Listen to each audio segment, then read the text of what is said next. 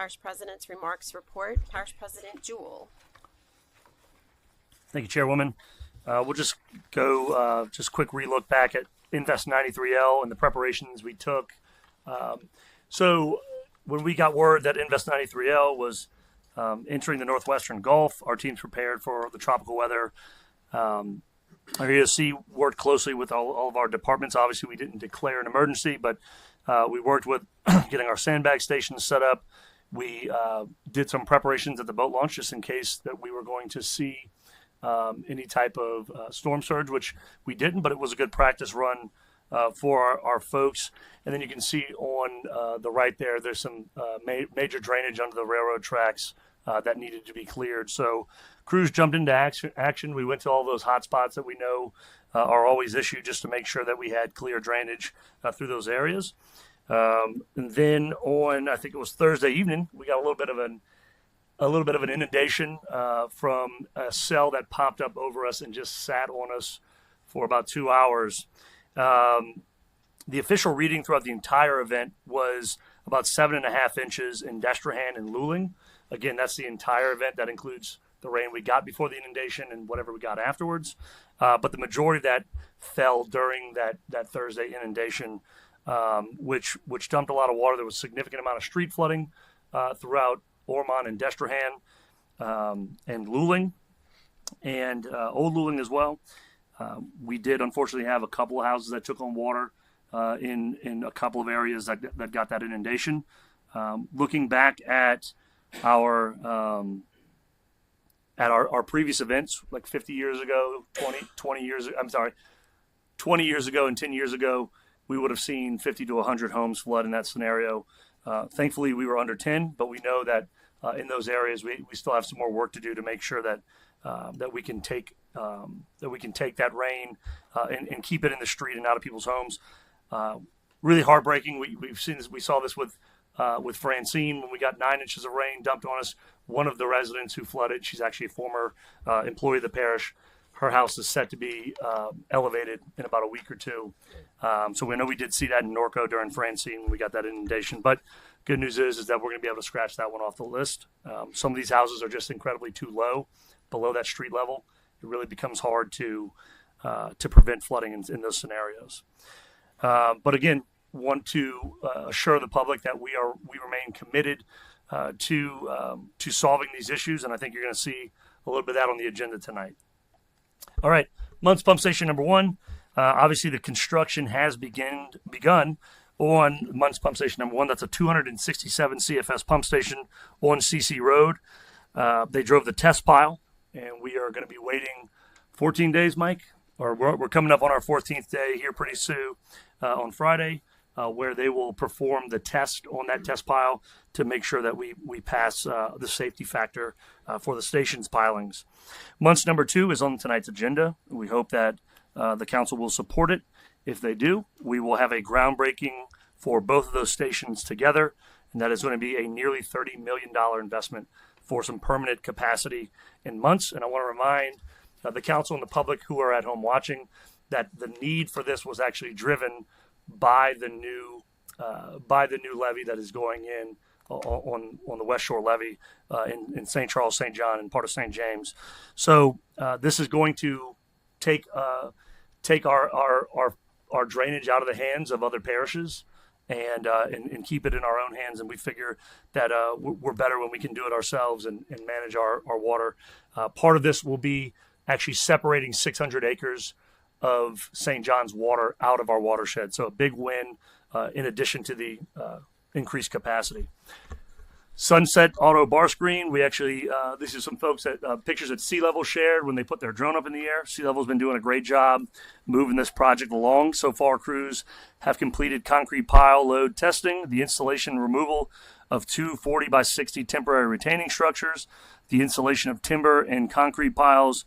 Nearly all the excavation on the canal is complete, minus the portion between where the Wasky deck will be and the pump station. And then there's just, the Wasky deck installation and the installation of the bar screen cleaners themselves that will be left. This is a $12 million improvement into a very critical pump station in a very, very large watershed. So we're excited to see that project moving forward. Again, as always, Sea Level has been doing a terrific job for us, and we are also excited to see them doing the work on Montz Pumps 1 and 2. Okay. Part of our routine maintenance, we had marsh buggies in several canals within St. Charles Parish. This one is actually a canal right off of 3160 in Hawnville that helps drain wagon train and Pioneer and all the folks back there, and even helps at a certain point with folks behind Courthouse Lane. So making sure that this canal is clear. This canal intersects 3160, perpendicular to 3160, and makes a southerly turn and goes out into Lake des Allemands. Okay. This doesn't look like much, but this is when the excavator just started digging to replace a lift station in the back of River Oaks Drive. If you're familiar with River Oaks, it's the street directly behind our Public Works office. So all the way in the back near the railroad tracks, we have an old dry pit station. And as the council knows, we've been taking the time to invest in our lift stations and converting those older dry pit stations, which tend to start leaking over time. Those dry pits tend to start leaking, which creates a little bit of an issue for us, keeping those pumps dry. And then we're converting those to submersible stations. The submersible stations are more efficient. They don't back up as easily. We have the variable drive motors on those pumps, and then they're easier to work on and maintain. So overall, it's a benefit to the parish, gives us more capacity, and they're easier to maintain overall, makes us a little bit more efficient. Okay, we got the full report from our summer enrichment and Jones report there, but our Department of Community Services recently wrapped up our 6-week summer enrichment program at our community centers in Booty, St. Rose, and Kelowna. The theme this year was Louisiana Heritage. They immersed the kids in our culture with weekly themes like Where You At, or Food, Fun, and Festivals, What's Happening on That River, or Look at These Old Houses. The kids learned all about our state and local economy, history, culture, and so much more. We had 87 kids participate in this program. Community Services also did summer feeding. Again, I'll just hit the highlights. The record 5,559 meals served, and we did see a lot more parents participating, coming to eat with their kids, paying $4 to be a part of that. So great program, and it's continuing to grow for the students and kids in St. Charles Parish, making sure that they have a meal throughout the summer when school is out. Okay, Animal Shelter, beginning today, the St. Charles Parish Animal Shelter adjusted its weekly its weekday public hours to start opening at 10. The staff will be still arriving at the same time, but this a little bit of time before opening to the public allows our folks to start working on cleaning cages, medical needs of the animals, making sure that the animals are bathed and taken care of. And this follows best practices that we've seen in other parishes like Lafourche, Terrebonne, St. Tammany. Jefferson has some limited times as well. So gives us more time with the animals in the morning to make sure that they're taken care of. And then, of course, we always do work with residents to schedule adoption times and to schedule times that are outside of normal windows. And they are open one Saturday every month, too, for residents to come and check out the animals.